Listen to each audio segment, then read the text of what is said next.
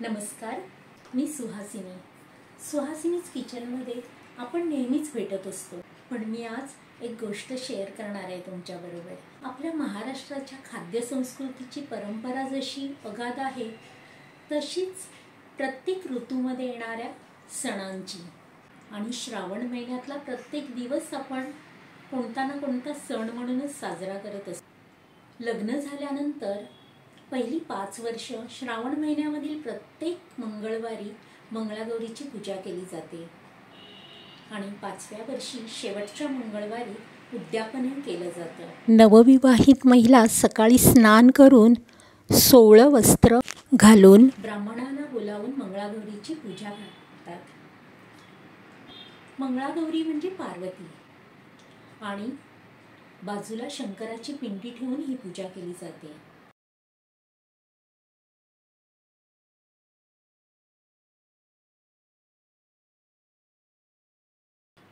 पूजा झाल्यानंतर पिठाच्या किंवा पुरणाच्या दिव्याने गौरी शंकराची आरती केली जाते. गौरी जय देवी मंगला गौरी, चार फुलांच्या चार पाकळ्या पूजिते मंगला गौर, पूजिते मंगला गौर, जय देवी मंगला गौरी.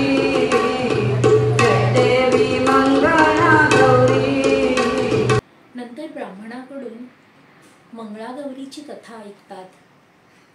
सवाष्णींना बोलून हळद कुंकू घालून वाण द्यायची प्रथा आहे.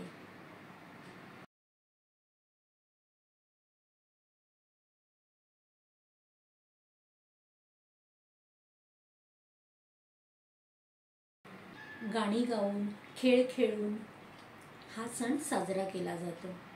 या खेळांचं मुख्य आकर्षण म्हणजे फुगड्या. एकमेकींना चिडवत, खोड्या करत, पारंपरिक गाणी गात या फुगड्या खेळल्या जातात. फू बाई फू, नाच ग घुमा, सारंगी लाट्या किंवा किस बाई किस अशा पारंपरिक गाणी म्हणत फुगड्या घातल्या जातात.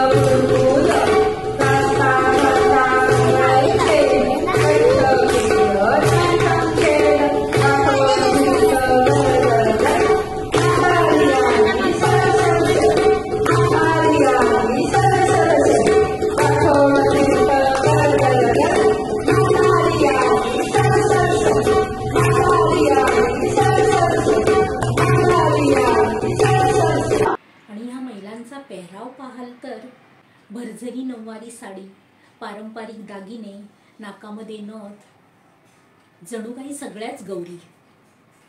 या सर्व स्त्रिया मंगळागौरीकडे आपल्या पतीसाठी निरोगी आणि सुखी आयुष्य मागतात. ही झाली धार्मिक भावना. या सणांचा मुख्य हेतू स्त्रियांनी एकमेकींना भेटून आनंद साजरा करावा. ही माझी सून प्राजक्ता.